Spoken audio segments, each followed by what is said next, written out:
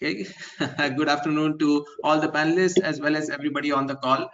Welcome to the fourth edition now on this week of Anamite Conversations, where we are talking to different industries, and today being auto. A very interesting lineup, I would say. We have an OEM with Mahindra and Mahindra, Rakesh Sen, General Manager Strategy and Planning, joining us from Mumbai. We have capital equipment make and Micromatic, Ramesh TK joining in from Bangalore from Micromatic. And we have ancillary components suppliers as well. Mr. KD Sani joining in from Alofik Industries in Delhi, and Anirudh Karnataki from Seat Tires, Mumbai. Welcome to all of you.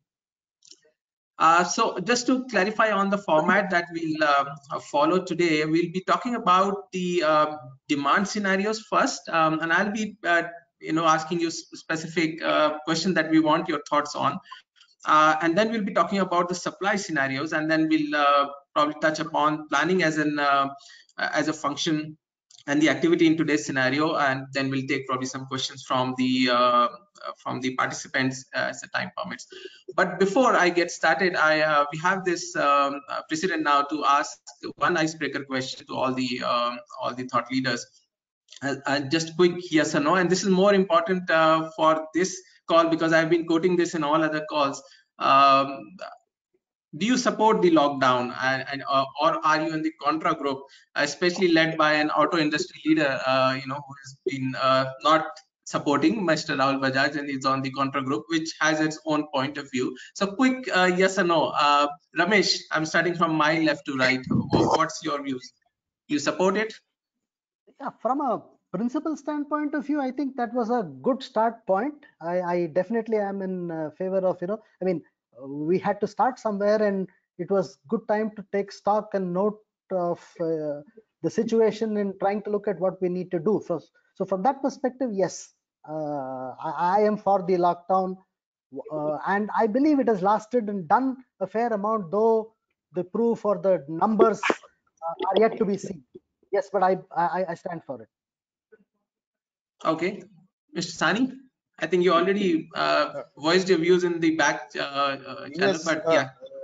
Definitely yes. Otherwise, this would have assumed absolutely humongous proportions. I mean, it could not have been contained. Okay, Anirudh? I would say I'm in for a limited lockdown, and I think the time has come to sort of review that now in terms of what have we gained and what is the strategy going forward as a country. So yes, so far time to review. Okay, Rakesh? Very much in favor. In fact, I think government is very conscious. Just before this panel, we had a almost 3-hour marathon meeting with Ministry of Railways and Commerce, which is going on. So I think they're taking view of all concerned stakeholders. Not that they are not aware. It's not an industry specific; it's a country specific. In interest of the company, I think we are very committed. I mean, we stand for it. All right, very consistent views in all, and I think I'm hearing this. I think since the last webinar that it's supported till now, but I think we need to look at the other ways going forward. All right, thank you. Let's get started. So my first question is on the demand, as we are looking at opening up sometime soon, if not next week, in 2 weeks, or whenever the government decides. How do we see the demands coming back? And I know auto industry has been in focus even before the COVID scenario happened, and a lot has been discussed and talked about. And now with COVID, it's even more on the spotlight.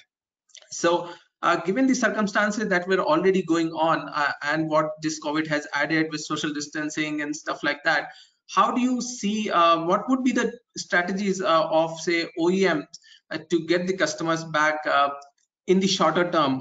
What would you be looking at? And this question is for you, Rakesh. What's your views on that? What would be some of the things?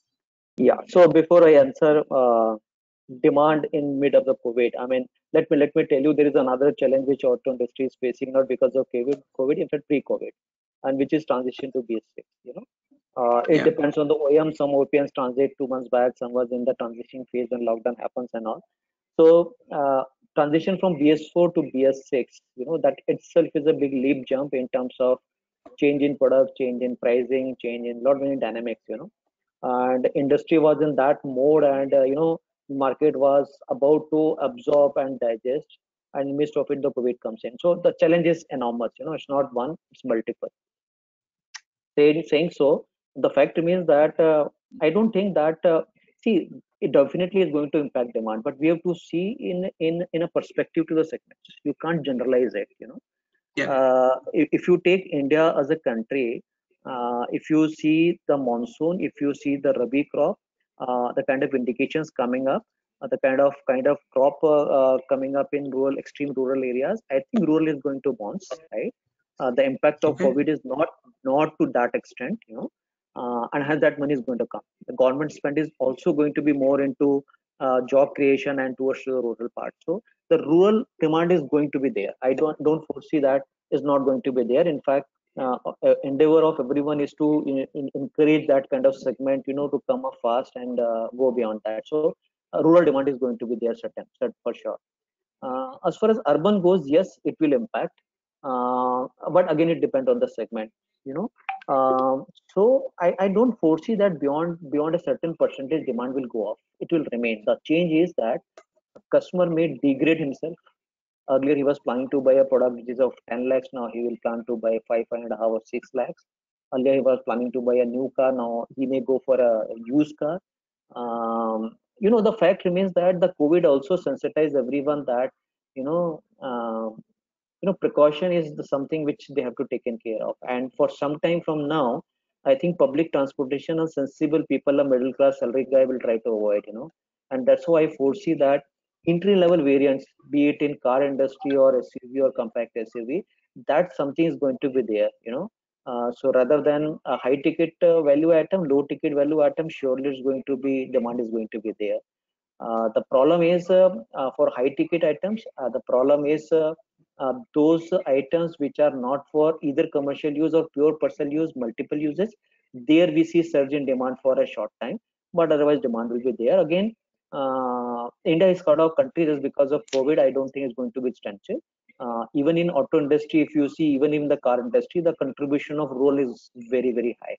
So it will impact. So there is going to be a degrowth for sure, but not to an extent what people presume. So demand will be there. It will not wash out. Sure. And if I can ask a few follow-up questions, and Yeah, so please. definitely what you're saying is that the rural would drive the normal way almost, if not better. But in terms of the urban, you think in some ways this whole COVID would help flip the demand and say, or give it a push that was not happening, even if it's at the entry level only rather than the luxury segment? That's one. And secondly, would we see some kind of retail offers being doled out just to give a nudge to those sitting on the fence, things like extended warranties, free services, whatever it could be from the automaker? Just on the retail front, would we see those kind of things being done to shape the demand and push the customer? Any views on that? Yeah, so answer to your first question, I already mentioned, yes, entry level, yes, there is going to be a surge in demand. Yes, surely. Your second question, I will divide in two parts, immediate and the near future. So immediate, I don't think that most of the OEMs is going to come out with a lucrative offer for a variety of reasons, because once the lockdown gets open up, supply chain streamline itself will take time. It's not going to streamline overnight. And I presume it will take 2 to 3 months time. In 2 to 3 months time, when the industry will struggle for a supply chain side, and most of the product may be not available at right time, will not able to ship to a right place, I don't think beyond a point offer may help to anyone, but obviously after 3 months, if there is no demand, it may come up, but I don't foresee immediately next 2 or 3 months time big offer is going to come. Availability is going to be a big thing, wherein people may require a vehicle and may not be available. I think that's something, the reality we all are going to face. Sure. So as we are seeing in all industries, a supply-driven market for in the shorter term. Thanks, Rakesh.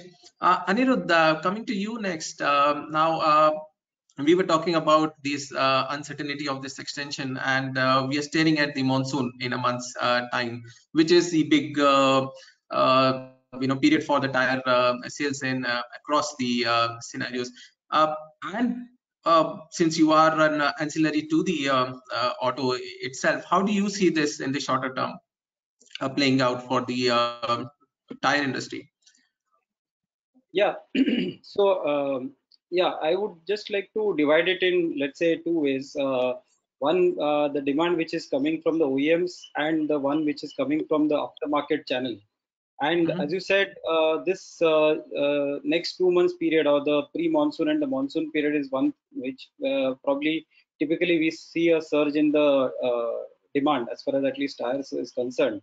But I think today, what's the situation? As and I think Mr. Rakesh also mentioned that, and if I just extend it from there, I think first and foremost priority from whether it is OEMs or even from the local domestic supply chain is going to probably undisrupt the supply chain. Okay. So if I just look at, let's say, OEMs in general, I think the priority number one is going to be for them to sort of I think clear the channel inventory, and then to sort of assess the let's say supply chain of the entire components which are there, which is what will probably determine their demand, which is coming on to, let's say, ancillaries like tires and others.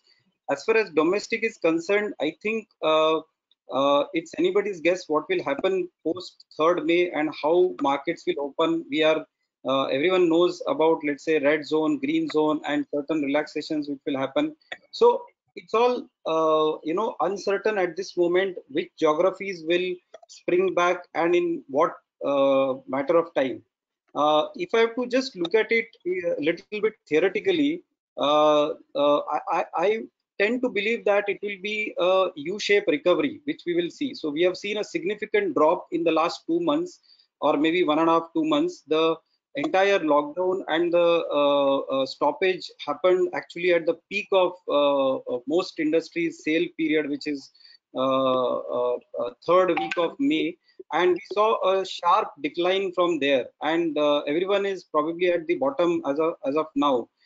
From here, I think the next 2 months, at least 45 days of next maybe 1.5 month period, I think there will be a lot of effort which will be made to restore normalcy of supply chains, and possibly after that we would see the normalcy of demand coming from almost all channels, OEMs as well as aftermarket, which is there. So I see a U-shaped kind of a recovery from here. Little long term, but I think Q3 and Q4 will be closer to maybe 70% of the demand is what I feel. Yeah, and I think that's a good point. That's how I've heard most other industries saying as well, that they're not even counting Q1, Q2 in 2020 and I think I had some audio issue, but I don't know if you mentioned about the ditto the Rakesh's thought process on the rural demand being at least robust, from your perspective as well.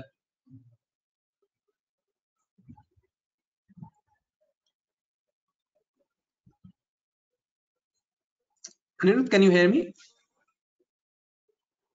Anirudh, can anybody hear me? I can. Yes, sir, I can hear you. I can hear you. Yeah, we can hear you. Possibly. Okay, I was just asking that do you also expect the rural demand to at least remain robust in this time frame in a comparative terms?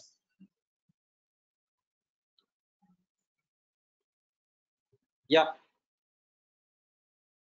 Right. Okay. So moving to Elofix, now how do you see this being listening to the OEMs and the current scenario? You are so tied to the demand derived from there, apart from the aftermarket. So I'm very keen to know what's the thought process from the the industries ancillary to the auto from your perspective. If you can, some of that view in the shorter term. Yeah. See, we manufacture filters and lubricants, and lubricants and filters both being a consumable item, there's a equal demand for aftermarket as the OEM. And in our company particularly, we have a very nice balance of 1/3 of our total turnover is aftermarket, 1/3 is OEM, and 1/3 is exports. So we stay pretty well insulated, that way, if at all there are any fluctuations in the market. Now, I do agree with Mr. Sen that there is going to be the rural demand is going to remain like constant. As a matter of fact, for aftermarket, even at the moment, we are seeing because the season is on, and we are seeing a great huge demand from the distributors who are already working operational. The demand is definitely there, and as far as the OEM is concerned, I agree with the other points. The only thing that I have to add here is that with the social distancing, one would also see a fall in the Ubers and the taxi companies going to be severely hit. So the used cars market is going to go up. Consequently, the aftermarket also is going to have a much higher demand, because people would not really be going in for in the taxis, in the shared taxis, as what earlier they used to do. They would rather now have, so one would see a higher even a two-wheeler demand in the near future. All right, very interesting. I've just switched off my camera because it's giving me a message that there is a bandwidth issue. So just to keep the conversation flow on. So thanks for those views, very interesting. And you touched upon the second-hand used car or auto market being going up, and from that perspective, it may be a higher aftermarket demand, because not only people may be extending the lives of their vehicle, right? And this is not the time they would probably jump onto the new vehicles. So from all those perspective, it's you have some cushion coming in from that segment, and as well as two-wheelers. So thanks, Sunny. Ramesh, now yours is something that comes even before manufacturing, like line extensions and capacity planning. So from that perspective, how does it look, and how soon you think companies would be going in for that kind of investment? And how do you see the projects which were in the pipeline that you were working on? How does that look today? How does the mood look from that front? Yeah, very interesting. We are a derived demand kind of a company, and I'll be extremely happy even if 50% of what Mr. Sen and Anirudh, etc., are saying really happens. From our perspective, we expect the next 2 quarters to even kind of it'll be like a blind man in a dark room trying to find their way around. I'd like to give a little bit of history, like what Mr. Sen rightly said.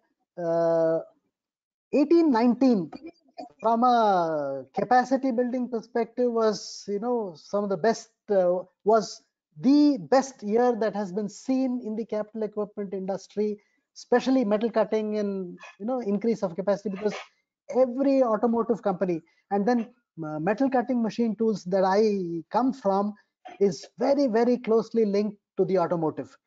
Whatever we may speak of de-risking, etc., etc., with the best de-risking, still you're 50% dependent or more dependent on the automotive. So a lot of capacity has been planned and has gone in, and the demand was so good in 1819 that 1920 a lot of new capacity has been added. This is one. Point number two, like what's happening here, social distancing. So in our case, it's about how much of the installed capacity is really being utilized, and it's only after the utilization of that capacity even any kind of planning is really going to be put in place. Point number three, we believe, and if you look at all studies, it's the supply chain, the SCM and the logistics and the supply chain that really gives the automotive sector its a great amount of competitiveness, because a lot of indigenization has happened, and there's a lot of value add that happens in India, which is what is making them cost effective, quick, and also looking at exports. So this comes from the MSME sector.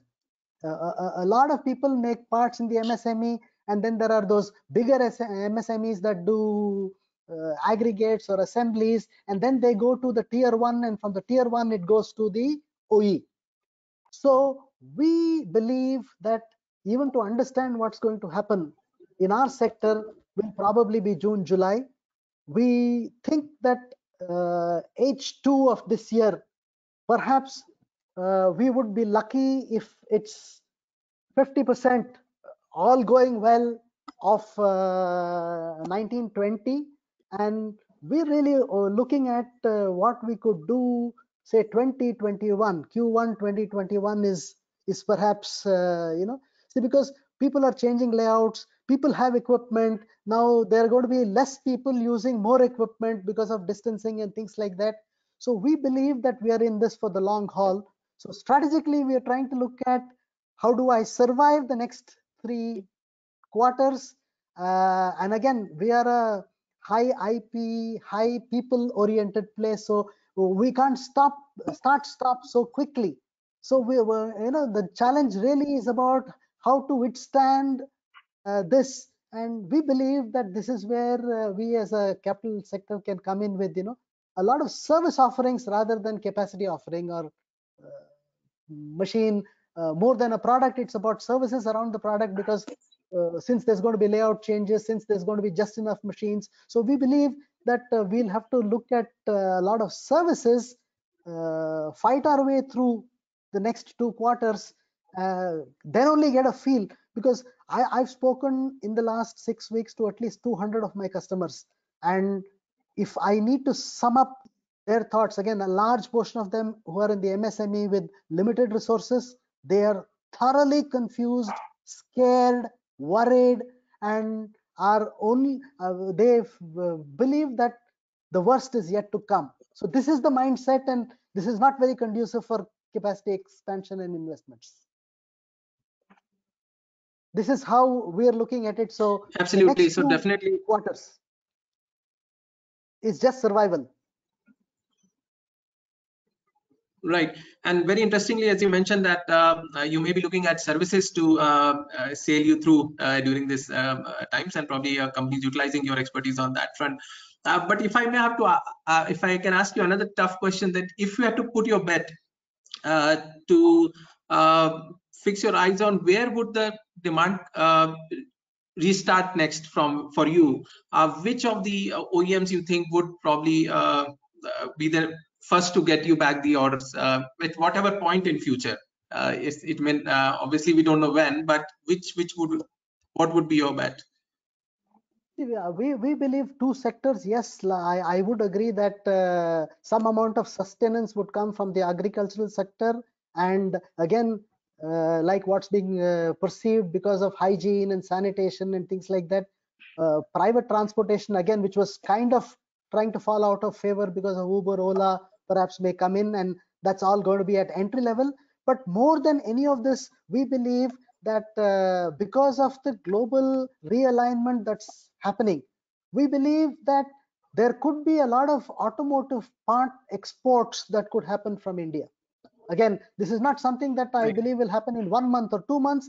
I personally believe that with the change in the geopolitical situation, and because of the already existing good infrastructure and supply chain that's available for automotive parts, I believe exports of components and also some amount of exports of finished products. But I believe ACMA and that portion is something that where we see which will help us through at least the second half of 2021. That's where I see growth. Right, and good point to touch upon, and we'll talk more about it when we talk about the supply side. But let me ask another question that we have been observing and discussing is the change of technology usage from the consumer perspective in this new social distancing world, and which means the online sales. and we never thought it would be so quick in the automotive world. It was more of a fancy, but then we were reading that in China already 1/3 of the Q1 sales were online, and now with this scenario, we've already seen BMW consistently putting ads in front of us on TV for online sales and how easy it is to order BMW.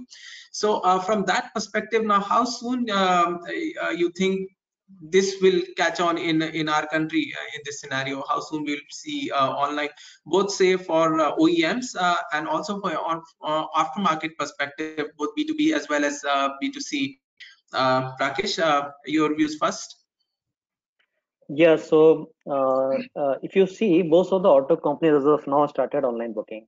It's not because of lockdown, even people are working, but that was not so encouraging, it's not online booking. What is the next leap jump in auto industry, which you will witness in next maybe 10 to 45 days time, and you will see that 10 to most of 45 the days.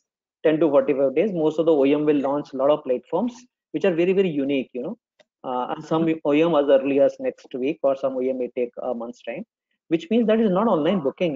A customer can go online, see the product, experience the product 360-degree. Not only that, he can finalize his exchange over the platform. He can do insurance, choose, select, do the insurance online. He can buy accessories on the line. He can order vehicle online. He can do everything online. So it's not only just booking of the vehicle, but everything on the platform. Also, after sales, it's also because of COVID. I mean, not many customers prefer to go to the workshop once it gets open up. Today, it's only essential items people are being allowed. But we presume that even after lockdown gets open up, people will hesitate to go to the workshop. So it's again the online comes up. So platform exists. Most of the OEMs have the platform exist, even the online service booking. And believe me, a lot of OEMs spending money, calling customer, their service is due, please give an appointment and those kind of stuff. And the hit rate is not very high, but still most of the OEMs are trying. Believe me, now the situation is such that our call centers are flooded, and since workshops are closed, we can't do anything. But then we strongly feel that so far it was OEM push. Now it will be pull. There's auto pull is going to be in the market, whether it is for online purchase or for after sales, both. But from the sales perspective, you're saying it's we could see as early as in 10 days. So did it get accelerated during this lockdown period, the technology push, or was it already in making and now it's got pushed out? Something was on, and COVID acted as a catalyst. So people worked overtime, day in day out, and started doing it. We are the live example. And what about the what do you call the test drives? Would that be booked, and how do you manage that still? Difficult to answer this question, because that test drive is something which is not only a feeling of a car, it's so many things. A lot of sentiments also attached to it. And that probably happens only when there is one-to-one interaction. At least vehicle has to interact with the prospect. So online you can interact with the vehicle, you can showcase everything, you can give virtual experience. But I think still in India most of the people want real and experience. But then whether they will allow post-COVID for some stranger to come show the vehicle, so we have to wait and watch. Test drive is something which we are also debating ourselves that how it's going to span out, at least for the immediate future. Whether it's going to be virtual, people will prefer.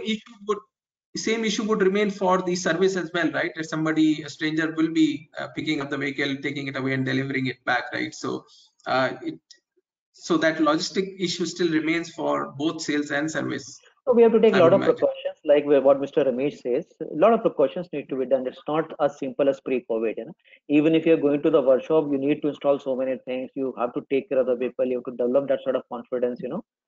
So that definitely required to be done by OEMs and everyone. It's not that simply like the way it is pre-COVID is going to be post-COVID. A lot of things we need to take care of. So what we hear is the technology has arrived, and we'll start seeing being rolled out across the companies. Even if the technology has gone to an extent, sitting at your home, you can test drive a vehicle, and virtually you can drive in the forest, you can drive on off-road, you can drive. So virtually you can experience everything. But the fact remains that as a prospect, whether it's sufficient enough. Indian mentality is still not reached to that stage. They still want touch and feel. Sure, thanks. Anirudh, how is it for the tire place, would how is the technology and online shaping up there? Yeah, so I would say that the online content has been there in a small way. Not sure of the entire ancillary industry, but as far as tire goes and maybe CIAT goes, I think definitely, as Mr. Rakesh mentioned, that some of that has got impetus due to this current situation, and maybe there'll be new business models which will also emerge. Not sure which ones and how many. But I think I would just like to bring out one point is that there are two aspects of, let's say, customer engagement. And one is in terms of, let's say, demonstration of the product and service, which could probably transition to, let's say, an online medium, online platform. And the other aspect is about, which you also touched upon in terms of sales and service, and most importantly, delivery of the product. So I think, as I see currently, what we are sort of going through is how do we increase our online footprint, whether it is through our, let's say, a company website, or through, let's say, partnering with certain e-commerce channels, e-commerce companies. Okay, so if it was say happening at a certain pace earlier, I think the pace of that has certainly gone up, and I think that is being looked at as a focus area by the company in terms of how we can, let's say, reach out to the consumer digitally. But at the same time, the delivery aspect is a bridge which has to be, I think, carefully thought about. My guess is the expectation is going to be once, let's say, you convey the offering and the service aspect, one would have to imagine, let's say, delivery channels which will make the customer receive the product where he is. So, lot of maybe if, let's say, certain fixation about serving a certain customer or a channel in certain way today is, which that probably will have to break. So that's the kind of transition which we will have to do, I guess, in any product company like us. One is to increase the digital presence, and also to develop the delivery models which can sort of support that. Okay, absolutely. Agree. So you're saying that it is there, but it needs to be more crystallized and matured in the coming days as we figure it out. Yeah, because I think the lockdown and a lot of restrictions which has come because of that, one would have to really imagine different ways of delivering the product and service in post-lockdown period, considering, let's say, some of the things which the earlier panelists also mentioned in terms of precautions which have to be taken, social distancing, etc. I mean, all that basically falls into the domain of delivery channels. How those will evolve is something which will determine the success of the online initiatives which are there. Sure, thanks, Anirudh. Mr. Sani, from your perspective, my personal thought is should be slightly easier, though I'm not yet seen online marketplaces for the aftermarket. But I would imagine it's more DIY, where I can actually order a lubricant and use it myself without needing a trained person to assemble it. So from that perspective, from technology and online perspective, what can we expect in the aftermarket world of the ancillaries? A lot. As a matter of fact, there is, all these were already there. COVID or the lockdown has only hastened the process, if I may say. It's prompted us all to think. One would definitely see a lot more online or contactless sales. We've been talking of digital catalogs. I don't want to promote any company, but there are a lot of companies who are, having this digital catalogs where you even put in your registration number and then say that you want this part, and you would have a choice of various parts which are there. So from the registration number, they're going to track what model is the vehicle is, what make it is, and what what kind of parts are what are there and what are the choices available to the consumer. So we are even talking of all this. The contactless sales are going to only hasten the process. We're not that much concerned about the delivery part, because I'm sure there are going to be SOPs which are going to be there, and everybody is going to be following those SOPs. There's going to be a lot of online multi-brand garages. Again, not only the OEM, but one would see plenty of multi-brand garages where all you have to do is just register, give them a call, and they come and take care of your vehicle, make an online payment, and it's all done. From aftermarket point of view, one would also see a lot of contacts with the customers on the basis of video calls, thanks to Zoom and WhatsApp call and whatnot. But one would see a lot of that because there's not going to be any traveling.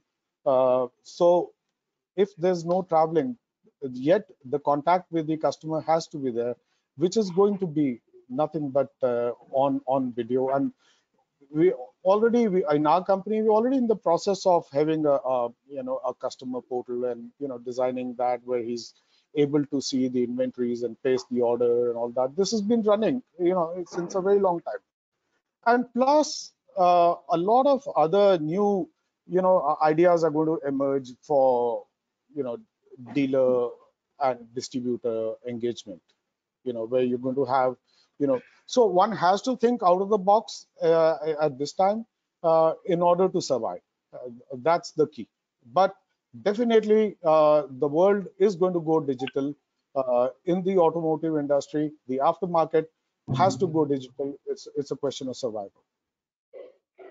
Absolutely. And your last point is linked to my next curiosity about how this online would actually integrate the dealer distributor world, right? Would it be, would they be, or should they be scared about this fact? Whereas from manufacturer's perspective, it may be more cost efficient, but from so many dealers out there in every city, the distributors, how would they be looking at it, and how all of you are going to integrate them in this online world? Maybe you can continue with your thoughts and I'll go across. Well, we're already doing it. The only change what we're going to see is cash transactions are going to stop because cash is a potential carrier, a threat.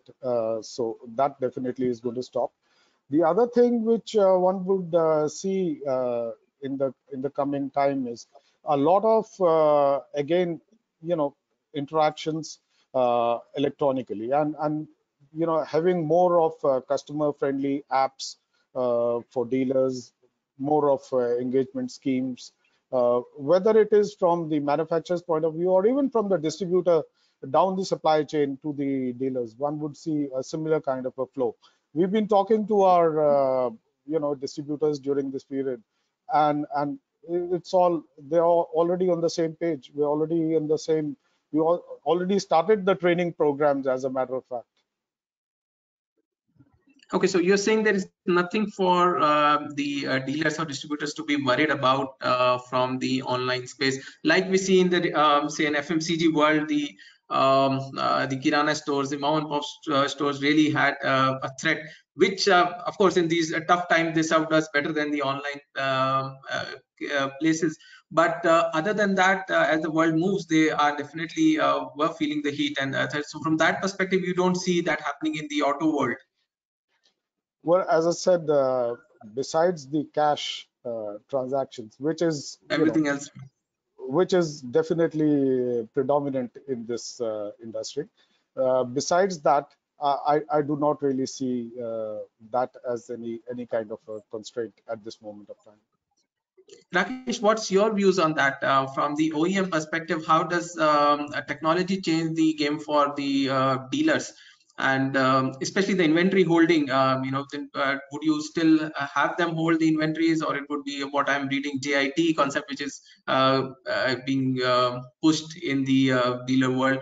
How will the technology, how should they be seeing the technology, the online buying? Firstly, I agree with what Mr. Sani says, that uh, between OEM to a customer, there is a dealer and a distributor. It is there already on online platform for many years. So I don't think they're going to get impact. What's going to be a big change beyond the cash transaction? What happened, that any auto purchase, there are various levels. You work as a prospect needs to come across various levels. And person like me and you may not be fall into that category, but most of other prospect, yes, they do have. So for example, when they go to buy a vehicle, they need finance. you know they go for insurance. When they go for a finance, then obviously he has to apply to a finance company, and then it's a finance company prerogative whether they will clear his loan or not. In commercial segment of business, people go for physical verification, they go their house, check paper, those kind of stuff. And that's one of the reason that till now, pre-COVID, even online platforms are available. Not many customers use that platform for online purchase. Because even if they book online, they still have to do so many activities offline. One is element is a test drive and then delivery, and before that, so many stages. Now, what's going to be fundamentally shift? Dealer will remain, OEM will remain. Only thing that the third parties in between, they also have to interact customer online. So for example, finance company, they have to interact customer online. Right. They have to take papers online. They have to see their ratings, and they have to approve their loans online. And the chances and the feasibility of going for a physical verification has to diminish day by day. Similarly, for insurance companies, they have to interact with the customer online. No, so everything has to happen online. And the moment this 2-3 verticals become online, there is no reason why most of the customer will not follow online platform which already exist. So still, answer to your question, dealer remains, right? It's not going to get changed, because ultimately delivery has to be done by the dealer. Your last question is about the inventory part. No, see, in keeping inventory at the dealership is for two purposes. One is to service fast, as and when required, you can deliver the vehicle. It's a competitive world. In today's world, if as a customer, if you make up a mind that you want to buy a vehicle and you are capable that you can buy, from morning to evening, you have n number of options available in the market. And the moment anyone says that you wait for 7 days or 8 days or 10 days, you may go for the brand. And that's one of the reason that was most of the OEM push dealers to keep a slightly higher inventory, because any variant have colors, and also that's one of the reason. Other reason is obviously, for last 3-4 years there is a boom in the market to show market share growth and those kind of stuff. But COVID taught a good lesson to everyone, I suppose. And now it's not an inventory, it's to serve a customer. That matters. So obviously, in immediate future, next 1 or 2 quarter, I don't think inventory is going to be the key, because here neither the OEM wants to make extra inventory, neither dealer can keep the extra inventory unless things become normalized. Even if it become normalized, one of the key thing, when everything get digital and online, in advance what's going to happen. You need not to predict the way you are predicting today. So obviously, I strongly feel that inventory levels will definitely come down in times to come. Definitely is going to happen. Sure. Thanks, Rakesh. Now, let me move to the next question on the demand and before we talk about the supply. And I would pick Ramesh here to view his thoughts on the new products. We obviously not going to see it anytime soon, but what's your thought process on how soon the companies would go in for new products, probably COVID compliant products, as if I may call it, again, a less flashy, more economical product, but yet a new one rather than a dated one. From your perspective, having said that, I see that I think Kia Motors is still going ahead with the launch of its luxury cars, which is very surprising. But what's your thoughts on that? Yeah, see, new products and better ways of doing the same thing, or to have a higher valued offering, is part and parcel of every business. So it would increase or decrease depending on the situation, and it again comes back to the priority and the focus that is being done. Just in addition to what all the other people were talking about, from a supply side, making e-commerce come into the picture. Again, our belief, even in the capital equipment, it was not that they were not doing, and like what Mr. Sen just said, this is actually a behavior transformation. And in India, Right. people always believed doing face-to-face things, even when there were alternates of doing it online. But and again, the choice that was given was its customer behavior. Now there is a pull from the customer. The customer doesn't want you there, so a certain amount of forces him to look at alternatives. So this becomes, so even for example, our service, like I was trying to talk about service, in our case, clearly there is a differentiation between back-end service that happens on the line, and then support that gives to the person who's doing service on the line. Okay, so building a service construct itself through e-commerce is an extremely important aspect that I believe us and many people are doing. We have done in the past, but it was not prioritized, in the kind of resources, whether it was money, whether it was people, was not put into it, because the preference from a customer was not there towards it. I mean, it's far easier for him to pick up a phone and say, come here and do it, because then his job is done. So coming back to your question of new products, again, from the capital equipment perspective, value as against cost always was there, and now the criticality of this value and what this really means needs to be understood far better than what it used to be in the COVID kind of a scenario. And the minute it comes to value, the new products, I believe that a lot of what was as products will be enabled products, and as required and as not required, there will be a switch on switch off kind of a situation. Again, I'm talking from a capital equipment perspective, for as needed. For example, capacity rental, which perhaps was hitherto not there, perhaps becomes far more used and far more in purpose now. I mean, somebody would buy capacity by the day, by the month.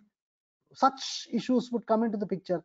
Now, if those kind of requirements are going to come up, then these are going to be the new products, wherein which, see, for a machine, you may not be able to shift a machine in and out, which is, whatever, 8 ton, 10 ton, 3 ton, whatever. So there must be methodologies by which it can be turned off, turned on, and again, credit card, and you're eligible to use for the machine for 3 hours, and then it turns off.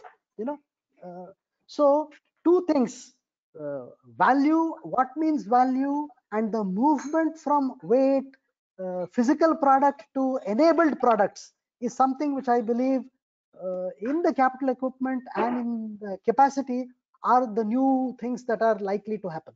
And again, this is again, it's not something new. There was thoughts of this happening, which was all the IoT and Industry 4.0 and things like that. That kind of a platform was already there. So physically, what you put and connect to a grid, and what you enable use and disable use, would perhaps be the new product developments that will happen on capacity or capacity building. Very interesting, Ramesh. Thanks for sharing that. And I didn't know about that renting of the capacity. It sounds more like a subscription model, Something as we like call that, it. yes. Yeah. So very interesting. Anirudh, what's your thoughts on the? I think I missed you on the dealership of technology adoption and also on the new products innovation that may be coming out of this. Yeah, so just to respond on that first part, I think the relevance of the dealer or distributor would still remain, as already pointed out by the panelist before me, mainly because of two aspects. One, of course, delivery, which I mentioned earlier. And also, of course, I think in any product like, say, tires, for example, delivery and service becomes a very key element. And so today also, it's not that the online presence of these products is not there. Today also, through certain e-commerce platforms, etc., the online presence is there. People have a habit of, let's say, browsing through products, prices, features, before they go to, let's say, a dealer and let's say to make up their mind. So that process is there. I think companies will evolve, and as far as now maybe CIT is concerned, I think there'll be evolution in terms of how to, let's say, enable the decision making faster and more informative. That is where I think that online will sort of help and probably drive the customer towards your offerings. But somewhere probably the physical setup will be the place where these things will come together. And of course, in case of tires, fitment is another aspect which involves maybe a man-to-man interaction. So it's a combination of a dealer, mechanic, and company which is providing the product, which has to come together. Some of it probably can be shifted to a online medium, digital medium, but the rest probably we have to plug in. So that's the first bit. I think on the new products, my take is that the need for new products to bring in, let's say, meet, let's say, either the OEM demand or let's say the OEM requirement in terms of, let's say, comfort, fuel efficiency, and various other things that will continue to be there. And probably to spur the demand or to, let's say, revitalize the demand. Of course, I think everyone is going to come up with new offerings, let's say, whether these are variants or maybe step up products. But every ancillary industry, I think, will have to keep pace with that. Now that is a little bit generic, I would say.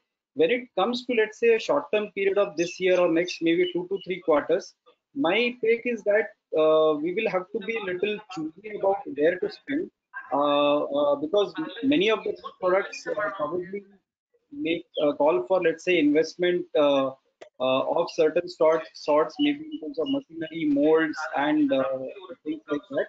So probably from a 2 to 3 quarters perspective, I see that some bit of a rationalization, so to say, would happen, and one would put money where the need is most sort of urgent. But I think it will not be permanent, and companies like us and maybe I guess others also will take a view quarter by quarter and step up their new product plans to their original pace, probably from Q3 or Q4 onwards. Sure, I think I agree on that. I'm happy. I shouldn't say happy, but I was expecting whether any of you would talk about the drones and robots being deployed to get rid of the contact over here, because we see that happening. And I saw ads of Domino's where a contactless car is delivering their Domino's at home. So I think we are still little away from that. Rakesh, how soon can we see a new product being launched by any manufacturer? Would it be Diwali this year, or would we miss it? See, firstly, I think what is to available to my information, that I don't think any of the OEM have blocked capex just because of COVID. I don't think, Okay. The only problem is that because of COVID, we as an auto industry, we are 6 weeks behind as of now, and maybe next 2 quarters surely it's going to impact in a big way. Broadly, what I perceive is that maybe Q3 onwards, you will see some sort of excitement in marketplace. So long-term investment is going to be there. No one will defer it, because investments is not short-term; these are long-term investments. And what I know a bit about industry is that most of the manufacturers, some of them are planning of the variant, but most of them are planning for the new platforms. And the platform is never for a short period; it's for a long period. So if any variants being launched, okay, the lifetime is not that great, but then last for 6 to 8 months or a year. But then any company launch a new platform, then it lasts for many years.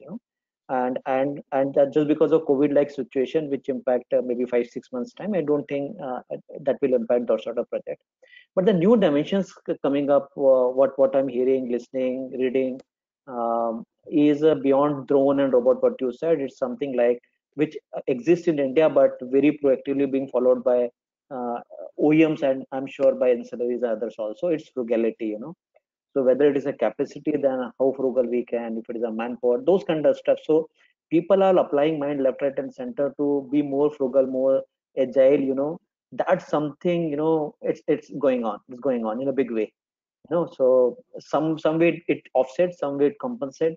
But let's see. Sure, thanks.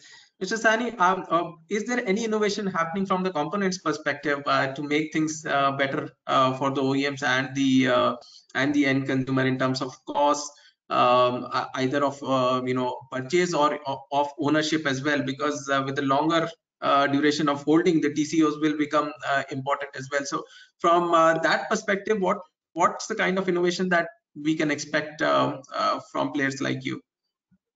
No, this is like an ongoing process. It's a continuous Any and flip because of this scenario? Any no, acceleration?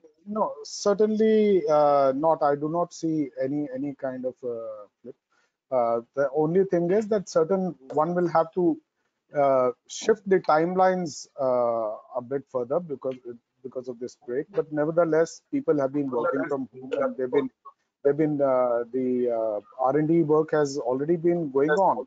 But there are several projects that we have, where we work in collaboration with the various OEMs developing new products for their new models, and that's a process which is going on.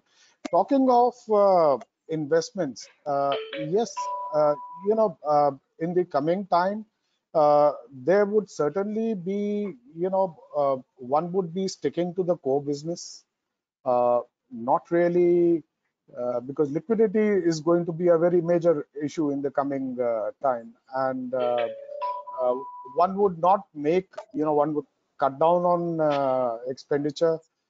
And as far as innovative products are concerned, I mean, you have to develop, you have to innovate in order to survive, in order to be the leaders in the market.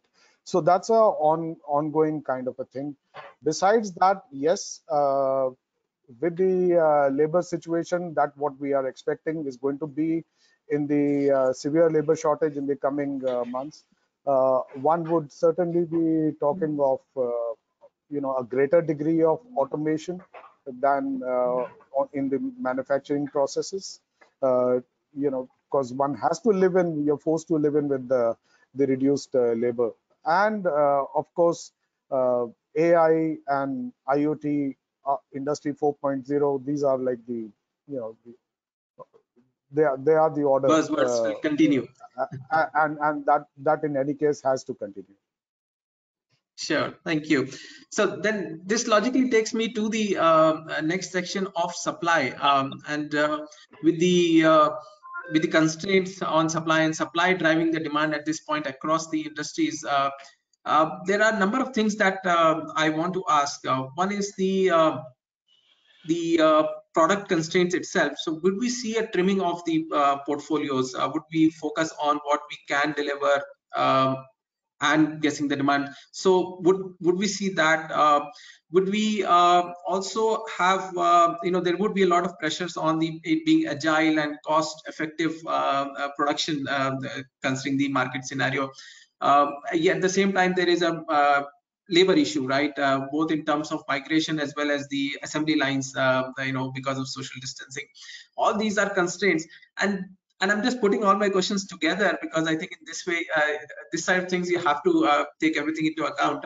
That is in my mind. And on the other side, we have at least from my perspective, a huge opportunity staring at us, from the global perspective, right? Should we capitalize on things moving away from China? And I was reading today itself that the Prime Minister has signaled that, and there is DOM is working on those things. So, and there's a talk about that, the India being the next land to look at. But considering the constraints, how can we pounce upon that opportunity? Can we get the scale that it demands? Can we offer the quality that it demands? So both ways, it's I don't know if it's chicken and egg story, but it's very interesting build up for the manufacturers. And Ramesh, I'm very keen to know your views first on this. And I put everything you can combine the answer. We have been operating in China for about 8 years now, and yes. I have 1,000 installations in China, and this is something that we started 9 years ago, because everybody was talking about machinery coming into India from China. So we said, if they're going to come and beat us here, let's go ahead of time there and understand whether we could, find something there. Of course, it's been a mixed bag. I will not say that we've been very successful. I will not say that we've been a failure, but we've been able to hold our fort. Now, coming to your question, personally, with 12 years of studying China and being in China once every 3 months, yes. Can we do it? Yes, we can. Is it easy? Absolutely not. It's very nice to thrash China for whatever they're doing. Again, I'm not taking sides. I don't want politics or WHO or the virus or anything to come into this picture. But a tremendous amount of dedicated work, infrastructure, money, and a huge thing has been created, which is not so easy to replicate. And while we have read enough, and while the Japan has tried to create a fund, European companies are trying to create a fund. If you really look at those numbers, the Japanese fund for Japanese companies to go out of China probably is not even the budget of Toyota. So will it happen? Yes, it will happen. Will there be some de-risking from China? I'm 100% certain it will be. Now, what portion will come to us, and how do we utilize this opportunity? I believe it's one, we as independent companies and our own systems and our own competitiveness from a product design innovation perspective, and of course the country from a infrastructure perspective. Again, whether it's ports, whether it's roads, or whether it's even labor reform. So sorry, I think some. Can you hear me? Yes, we can. Yes, we can. I'll turn off my video. So I believe, is it an opportunity? Definitely it's an opportunity. Will we be able to use it? Yes, some of it we will be able to use, but the leveraging of how much is going to come to us, how much will perhaps Vietnam take, or an Indonesia take, is something that only time will really say. But I believe in two things. With all this change, the realignment is happening, and it was happening for quite some time, the west to the east. But what makes me very optimistic is people are here, so consumption will happen in the east. And again, going by what Sen Saab said, frugality, and so you would like to manufacture close to the markets. So while we say that we have too many, but that people also means markets. So I believe that's going to be a strong influencing factor for people to come in here. At this point, it's a mixed bag. So if we give 40% or 50% to the government, the other 50% steps back to all of us. I think the voice is echoing. Somebody's unmuted. There's a lot of echo. Yeah, there's a lot of echo.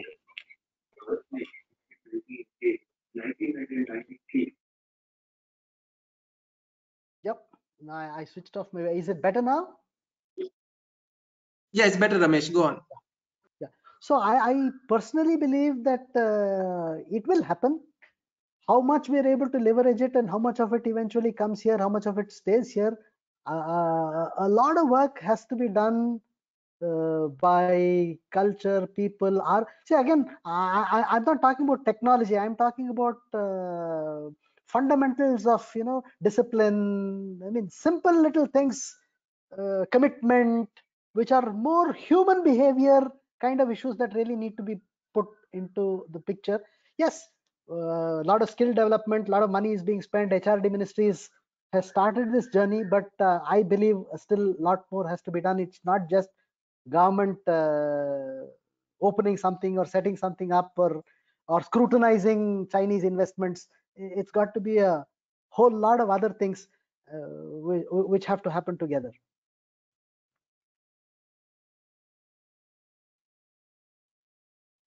Thanks so much, Ramesh, for your views. Rakesh, I would go to you next because I'm very keen to know, would there be trimming of the portfolio as a result of this? One, and secondly, how much of automation in manufacturing will further steepen to take care of the social distancing, the labor issues, that would mean. And thirdly, the opportunity you see in terms of localization as well as exports, and how soon? So over to you. See, Rishi, nothing is going to happen overnight, right? So let me take an example. What we're discussing is, I think it's not practical, but practically what's going to happen. Let's suppose tomorrow, post lockdown, even if things open up, it's going to open up with a lot of restrictions. It's going to open with 40%, 25% manpower allowance with a lot of restrictions, both from OEM and supplier and ancillary end. You also know that most of the manpower has migrated to their home place and they will not come overnight. They also need a lot of time to come back. And even if they come back, it will take time, or you hire a new one, you need to train them, it takes time. So it will go So hand my in question hand. is from the longer term perspective, Rakesh. Obviously, in short Longer term, nothing can. longer time product streaming, I don't think beyond a point is going to happen. Beyond a point it's not going to happen. It will remain. It's just a short term hitch, but otherwise trimming to a larger extent not going to happen, right? As far as automation goes, I think automation, yes. Beyond automation, like I mentioned, that frugality and rigidity is going to be a key, because the kind of losses most of us we're going to incur in last 1.5 and going to incur in next 2 to 3 months, right?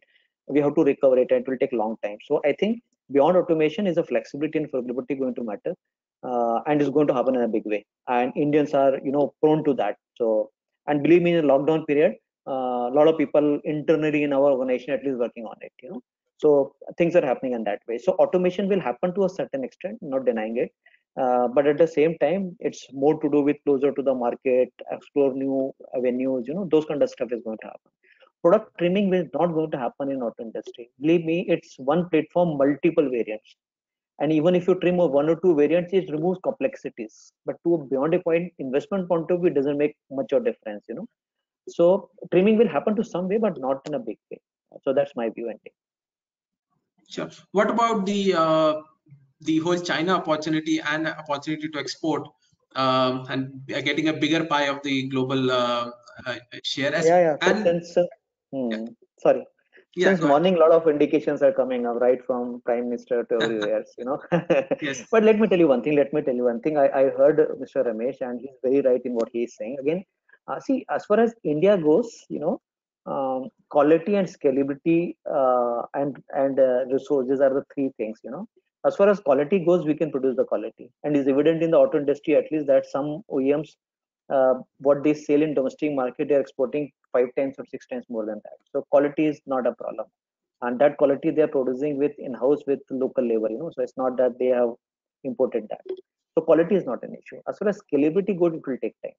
It will not happen all of a sudden, because scalability also include a lot of other stuff. So it's not that only capacities you increase. Once you increase the capacity, then vendor base, then supply chain, demand chain, quality, everything is interlinked, and to at some level is government policies also. It has to be consistent long term. So a lot of things interrelated. So the kind of opportunity, yes, there is a huge opportunity we can encash, but it requires a government will, it requires authorities will, it requires huge investments, it requires everyone to come together and act on it. I don't think that one as a OEM, if someone lead it, he's going to be successful, or as a single ancillary, if he lead, is going to be successful.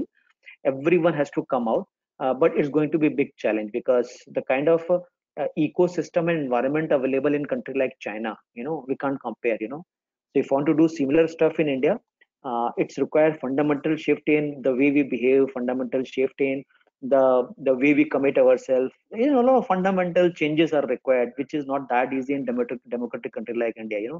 But it will happen. I'm not denying it cannot happen. It will take time. very consistent views with Ramesh over there. Anirudh, what's your take on the supply side?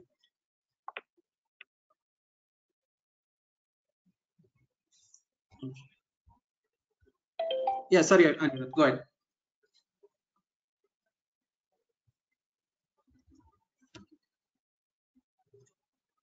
Am I audible? Yes, now you are. Go ahead. Okay.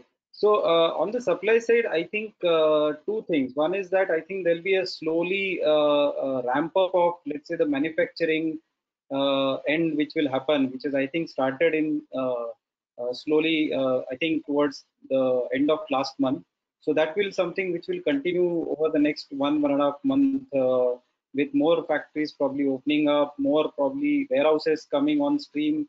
More so in say orange or green zones, etc. So I think today, at least for maybe next 1.5 months, inventory is not a challenge. So as far as let's say the next let's say short-term period is concerned, the focus is going to be on liquidation of the existing inventory, selling from where you have, and maximizing maybe the gains from the inventory per se.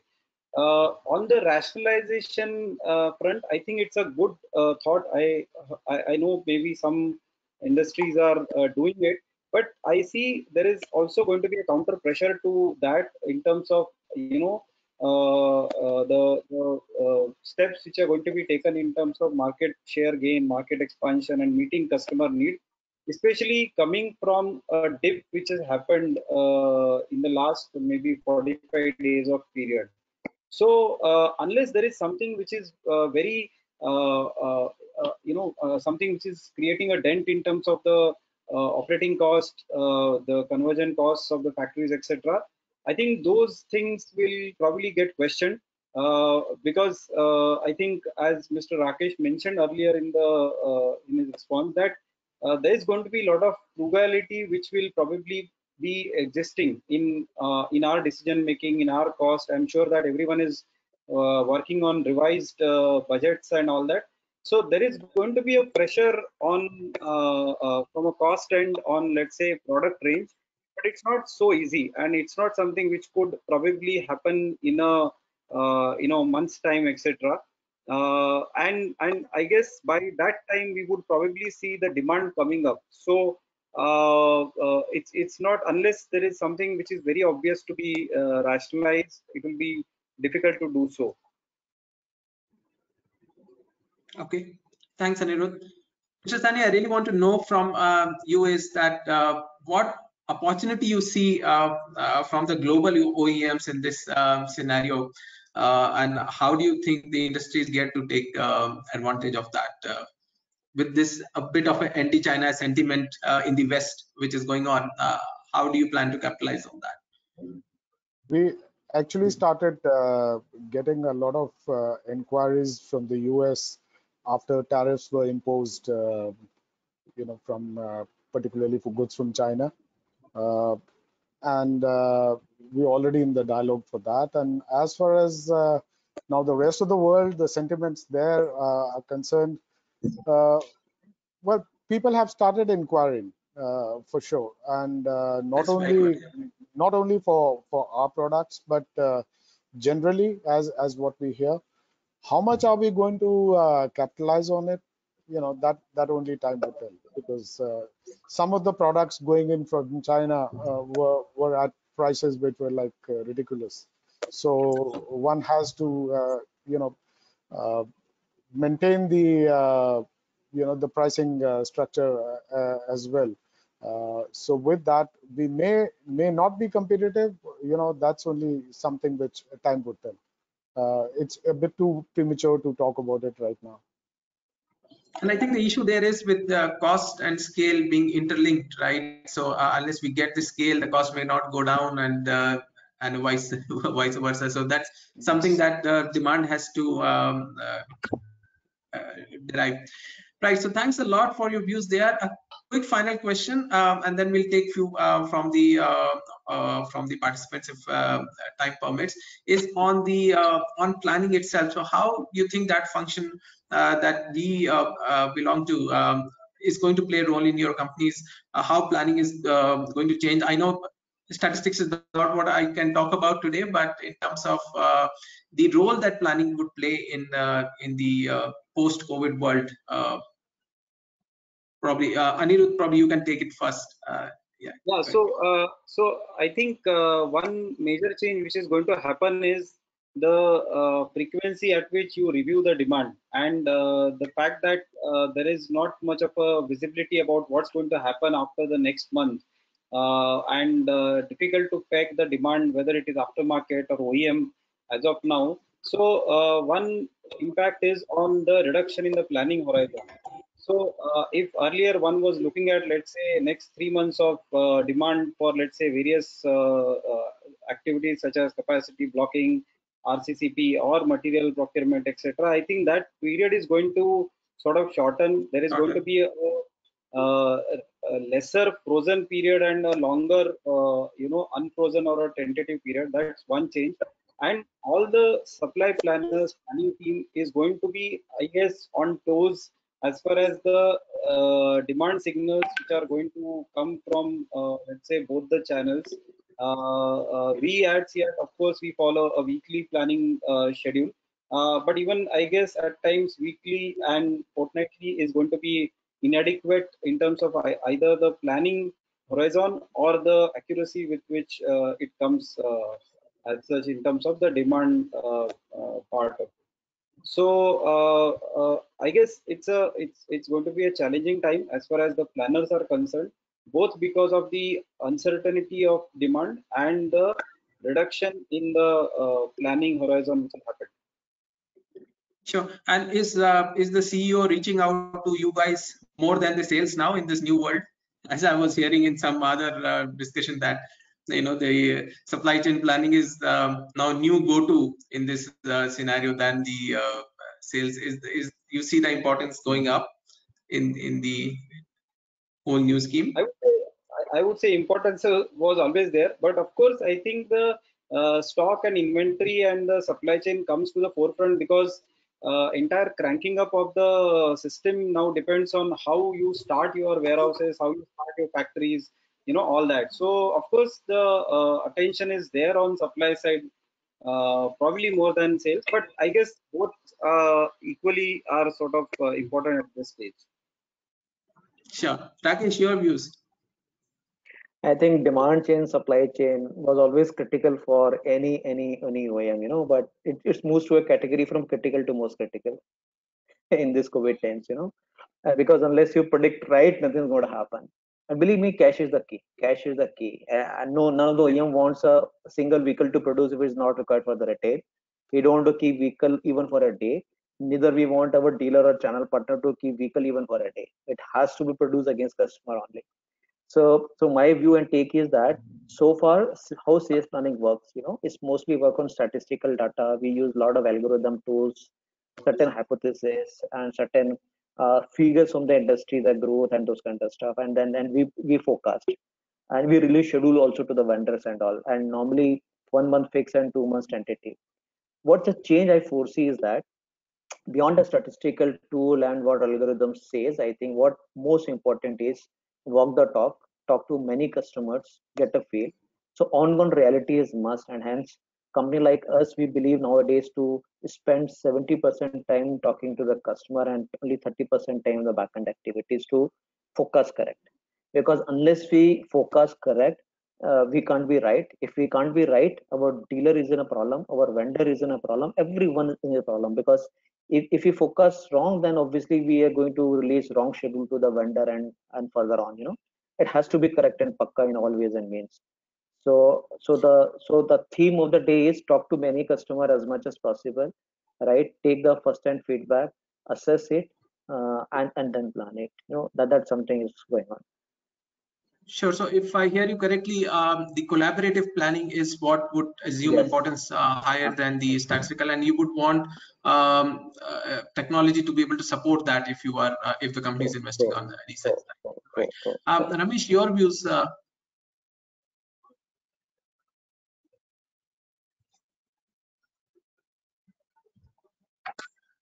Ramesh, can't hear you. Did you mute yourself? Yeah, Yeah. Am I audible now? Yeah, okay. Yes, Yeah, yes, you are.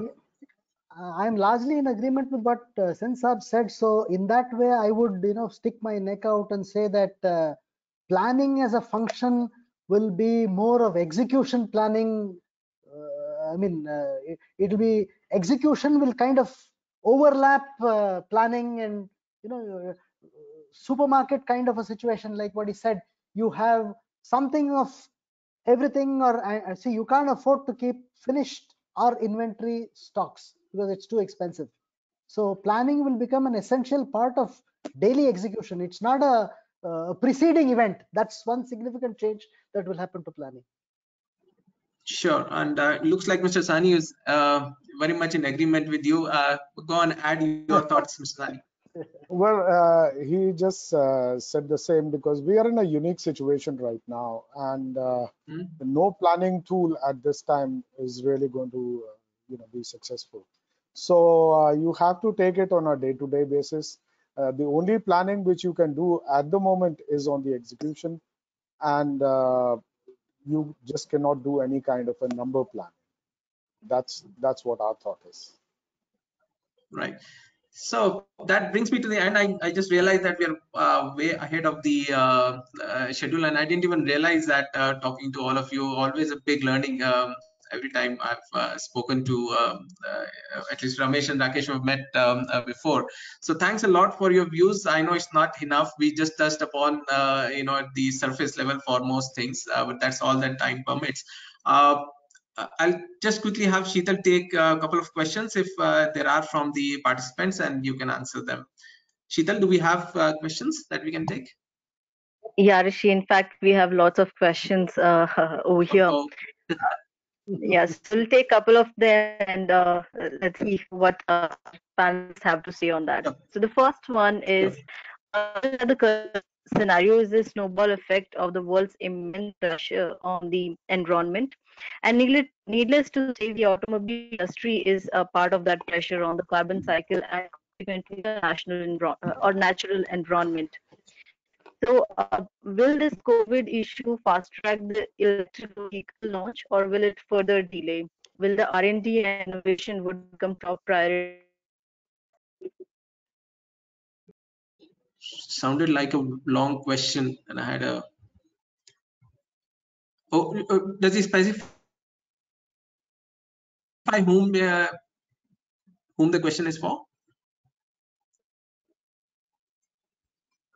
Sheetal? Sheetal?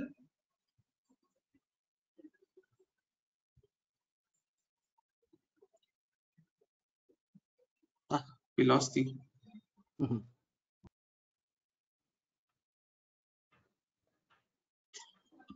Okay, I think I can access a few here. There's a question from Swami from ABB. With EV, BS6, low growth, shared economy, and now with COVID, resilience levels of auto industry is getting tested. What new norms are evolving to mitigate these challenges?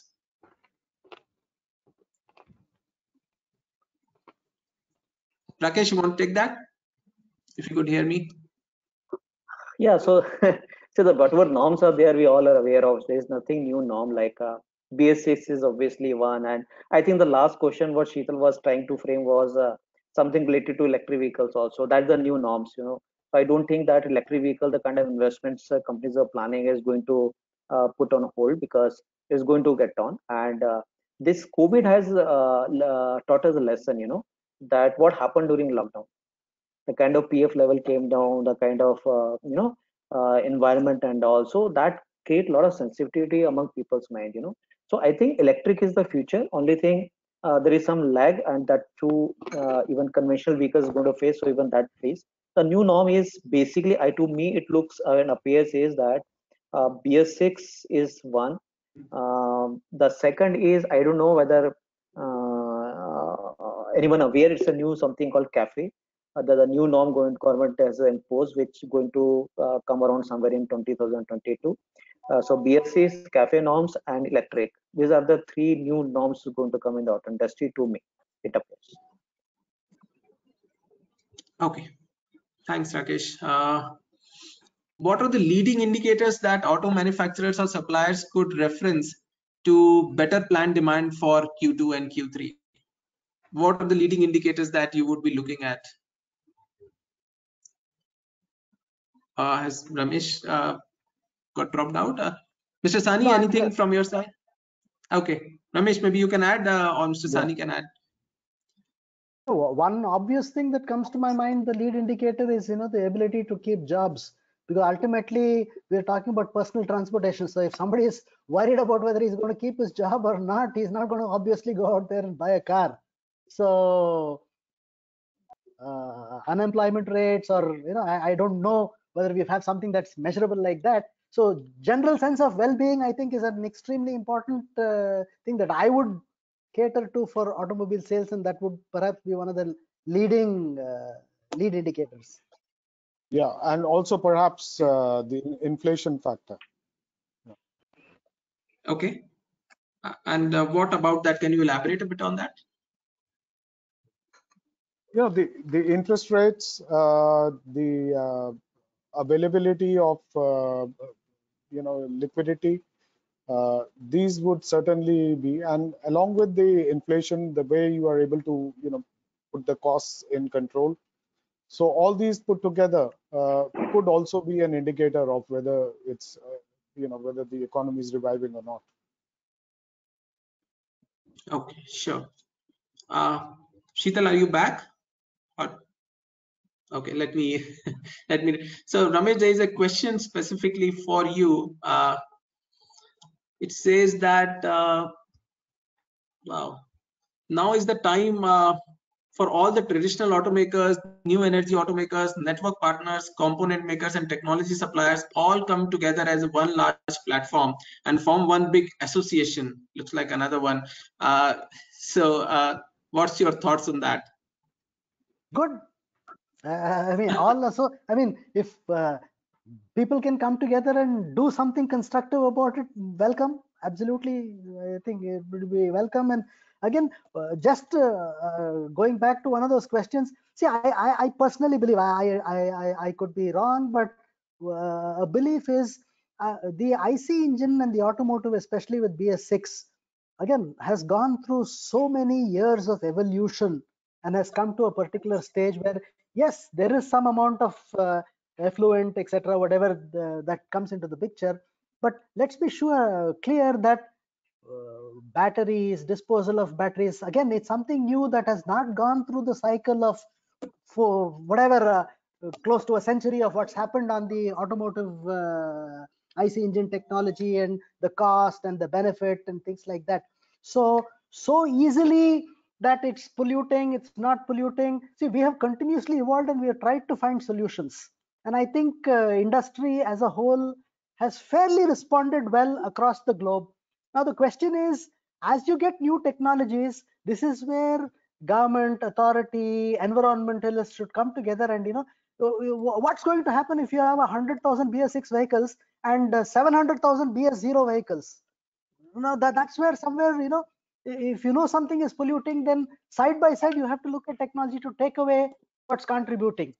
So again, just a question, another way of looking at pollution and greenhouse and the automotive industry and in ecology. So yes, should we get more holistic? I believe we should get more holistic. Absolutely no question. But it's not just this. That's the point I wanted to bring about. All right. A quick personal question from my side. I just remembered, are we seeing an increased life for IC engines and the fossil fuels as a result of this COVID than was the case earlier, where we were seeing some countries almost going full electric in next 5 to 10 years? Will we now see a little longer life? Not forgetting the crude scenario as well, and probably a delayed start to the electric conversions. And I remember, Rakesh, you had given me a very good insights when I was in your office a few months back on this. But I'm very keen to know your thoughts now with this change scenario of crude and COVID and everything. How do you see it panning out now? So Rishi, like I don't think anyone has defined the life of IC engines, you know. So this is just in minds of the people. There's no life. I think the life is infinite. The only thing what I'm just continuing to what Mr. Ramesh said is that the park population across the globe, you know, especially in India, you know, the bigger requirement is the good scrappage policy. The moment it comes, let me tell you, are almost close to 35 to 40% population will go out of the road, and that will replace by new IC engines, you know, maybe BS6 or whatever. So I don't think it's going to end. It's not going to end. It's you know, S curve. We have end to the S curve, and we have to move to the start of the next S curve. And the time is not far off when government will announce soon a good scrappage policy, which will lead to a very huge and high demand for IC engines out of vehicles. At the same time, electric plays its own path, electric hybrid. I'm not saying, but it will take its own time to capture it. So I don't think that the life is very short. Life is indefinite. Okay, it's just a matter of time. I think you gave me a similar views at that time as well, and you were very positive about the fossil fuel And you know, it's a $1,000 question which Mr. Ramesh has raised. You know, who is saying that the battery disposal and all is a zero pollution? No one knows. Huh? It's not being established. So it's not that only IC engine creates a pollution. You know, that's not the case. It's not being established. Great. Then thanks a lot. And with that, we'll end. I know. Rishi, if I may just very quickly add, look, we Sure. at least know politically how to deal with the people who control oil. We don't even know how to deal with the people who control battery inputs. You got to go somewhere East Europe, China, and at least we know how to handle the Russians, the Saudis, the Middle East, and it's been happening, and something has been established.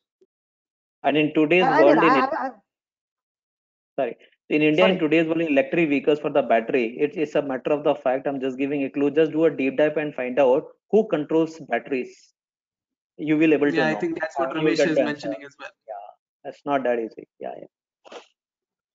Well, I really wish we had a couple of hours for this discussion, but I know some of you have a hard stop and need to go. So thanks for your views. Thanks a lot for this joining in for today's session, and we hope to meet again, hopefully in person in post-COVID world. And please stay safe. I wish you and your family a good luck and happy coming out of this. Thank you very much, and we'll end this here. Thank you and bye-bye. Thank you, for Rishi. having us, sir. Thanks for the Please opportunity. stay safe. Thank you, Sansab. Thank you, Anirudh. Thank you. Thanks everyone. Bye-bye. Thanks.